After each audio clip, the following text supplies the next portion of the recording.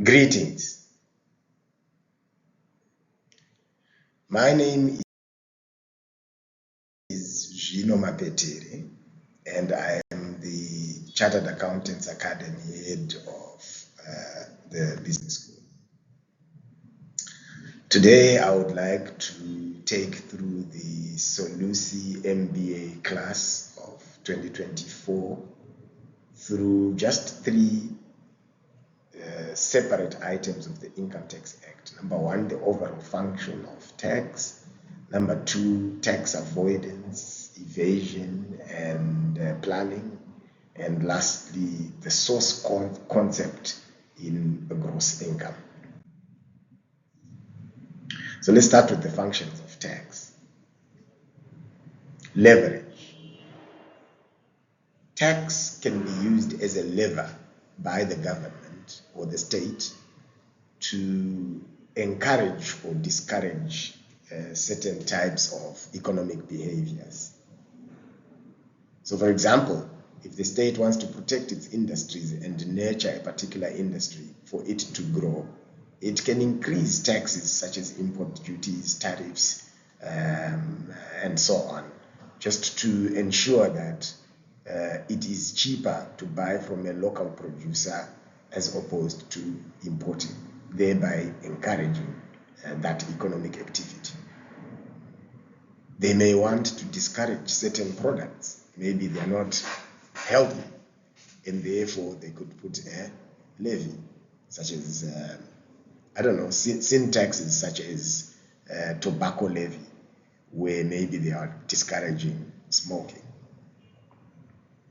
So tax can be used as a lever to encourage or discourage certain economic activities. Redistribution of wealth. Taxes are one of the tools that the state can ensure that it plays its role of that social balance where some people earn less than others. Not necessarily out of poor entrepreneurship skills or laziness, but for example, you are going to be having a productive or working group between your 20s to your 50s. And you're going to have this group between the 60s to the 90s who would probably not be able to produce much. These elderly and those that cannot produce much are still part of our society, and the state would need to redistribute that wealth and make sure facilities are available for everyone, social amenities and so on. But apart from productive groups in terms of age, you still have the challenge of disadvantaged areas, maybe certain geographical locations in the country are perennially under drought. So you really need to move resources from those productive areas to those that are not. It is the function of the state. And the way the state would do that is to tax those that have produced and redistributed. Taxes are used to fund state expenditure. You still need police, you still need security through the army, you still need health facilities supplied by the state, and those services must then be funded. And the source of government funding is one of the primary sources becomes the taxes. So state expenditure, I think this is intertwined to social goods, to say then goods and services that are social in nature. So if a dog gets hit by a car and it's lying in the middle of a road, who is supposed to remove it? Those services come at a cost, and we need to fund them through taxes. Let us move on to planning, avoidance, and evasion. Taxpayers usually is an important word there, not all the time, want to minimize their tax liability. And they can do this by tax planning, so we need to know what tax planning is. They could do it by tax avoidance, and they could do it by evasion. Since all three are tools that can be used to achieve this similar objective of reducing the tax liability, one would want to then check what is the difference between the three. So I'm going to be looking at key drivers of the differences or characteristics or attributes that can differentiate the three. Number one, legality. Tax planning being the correct use or the legal use of options provided at law to select the desired tax outcome is legal. An example of how tax planning works is you've got capital allowances for an asset, let's just say a vehicle, and it qualifies for special wear and tear, 25% of the cost on a straight line basis. Or you could do reducing wear and tear on a reducing balance method at 10%. If you take the SIA route, it means that in any given year of assessment, you will be getting more deductions and therefore reducing your tax liability. But if you go for the wear and tear method, you still get a deduction, but a lesser deduction, and therefore your rate of reduction of the tax liability is less than that if you had opted for SIA. This opting for SIA is a legal way provided by the law, intended by the law for you to choose, and therefore choosing it is what tax planning entails. So legality, tax planning is legal. Tax avoidance. Tax avoidance is also legal. So how does tax avoidance work? Tax avoidance is where you still do a legal act of selecting a way of reducing your tax liability, but it was never the intention of the law for you to do it the way you would have done it. So let us look at tax avoidance that is facilitated by two taxpayers who are related, and therefore they influence each other and determine the price of a transaction, knowing fully well that there can be tax benefits from doing that. Let us give an example of two taxpayers and they are related, they are blood brothers. One is in a tax jurisdiction where the percentage rate is lower than the other. The two may be transacting, and they will decide to come up with a transaction in which most of the profits between the two in that transaction will be enjoyed by the one in the tax jurisdiction with lower tax rates. How can they do that? They can influence the price at which they have transacted together. So the one in a tax jurisdiction with a lower tax rate will buy cheap from the one in a tax jurisdiction with a higher tax rate. So the one in a higher tax rate jurisdiction will lower the price significantly, even sell at a loss. And the one buying in a lower tax jurisdiction is buying at a very good price and selling at the normal price, therefore they make a huge profit. But because they are related, they can then find ways of then taking advantage of the tax benefit because they can do so.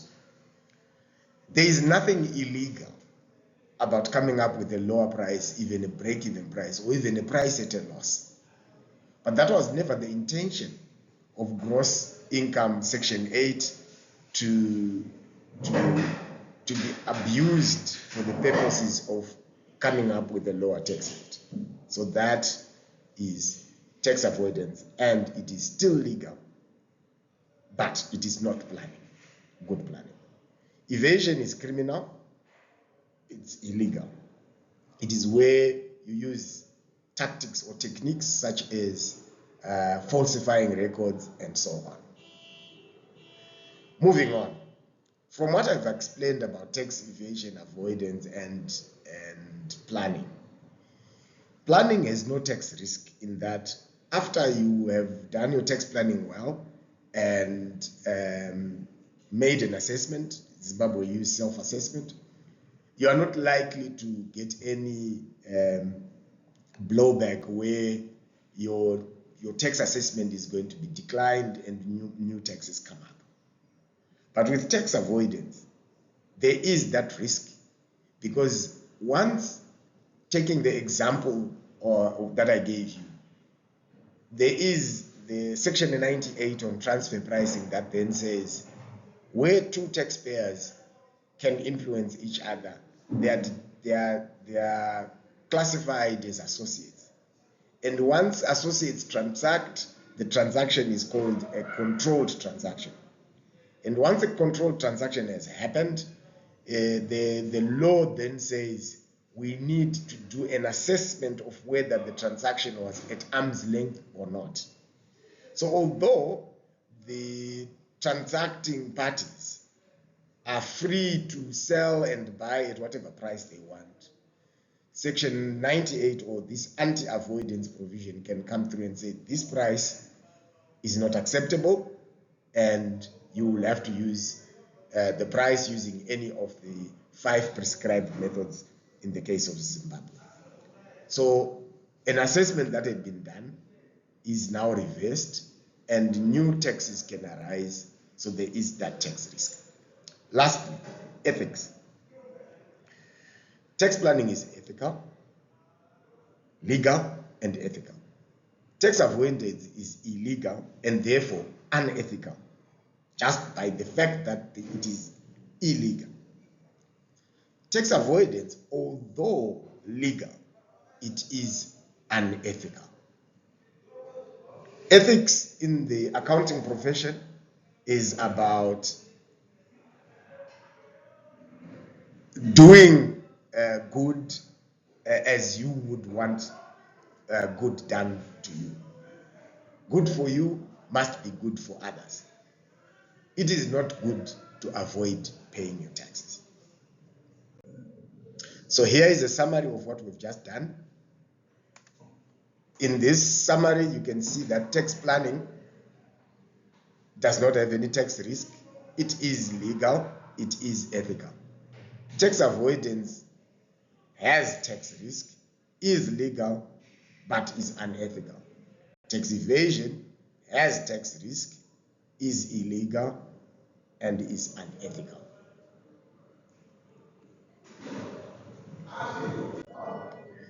So lastly, I just want to discuss source as a concept of gross income in Section 8 of the Income Tax Act. Zimbabwe is source-based in terms of the tax system, as opposed to other tax systems that are residence-based. So we need to know what source-based and residence-based is. A residence-based system taxes a person based on where they reside, whereas a source-based system says what is the source of the income and taxes based on the source of that income. So for the source-based, 2 questions to get to the source. The first question is, why are you receiving this income? Or why is it accruing to you? And where did this why happen? So let's come up with examples for that. If you receive rental income, why are you receiving the rental? Because I have given someone the right to use an asset. Where did this happen? It is where you contracted, or it is where the asset is actually being used, because that's where the right is being offered. However, although the true source can be determined in such a manner, the law then provides for what we call the deemed source. The true source could be elsewhere, but then the law then says, for this particular type of transaction, the source is just held as if, in our case, is Zimbabwe. Examples of such is, for example, if someone goes and works, an employee goes and works outside the country for for less than 183 days. The true source, the source is determined by saying, why are you receiving the income? It is for employment services rendered. Where were the employment services rendered? Outside Zimbabwe. So true source is outside Zimbabwe. But then the law then just says, look, we're going, although the true source is outside Zimbabwe, but if this happened for less than 183 days, we will deem it as if it happened within Zimbabwe. So Section 12 gives you the list of those deemed sources. So to close this off, here are some of the examples for our source. A manufacturer manufactures artifacts and sells them in South Africa. If they manufacture them in Zimbabwe, why are we receiving the sales or revenue? Sale of goods. Where did the sale of goods happen? This whole concept, manufacturing happened here, selling or the actual selling could have happened in Zimbabwe as well. We just delivered it to South Africa. Or maybe the marketing and the selling happened in South Africa. So this joint exercise could have dual source. And in such cases, we look at where the dominant activity has happened. Otherwise, dual source is acceptable. Car rental in Mutare to a Mozambican client who then uses the vehicle in Mozambique for 2 years. Why are we receiving the rentals? Right to use the car. Where did it happen? It happened in Mutare. That's where the contract was signed. Or you can look at it from a perspective of saying it also happened in Mozambique, where the rental or the right to use is actually being exercised. So for avoidance of doubt, our common law then says, if it is a movable and if it is below 5 years, it's where the contract was signed. But if it is above 5 years, it is where the asset is being used. Another last example is Zimbabwe. A Zimbabwean resident lends to a Botswana client. And so what do they get in return? They get interest. So what is interest? Interest is a compensation. So why are we receiving interest? It's to compensate for the service of providing credit. Where did that happen? If it happened in a contract signed in Zimbabwe, it's still a Zimbabwean source. But where is the credit also being enjoyed? So it's also in Botswana. So either Zimbabwe or Botswana can be the true source, right? A book written in the UK by a Zimbabwean resident was in the UK for 3 years and is back in Zimbabwe. So why are we getting? It's for the widths that were used to come up with the book. And where did that happen? It happened in the UK. So thank you very much for this recording, and I wish you the best in your studies.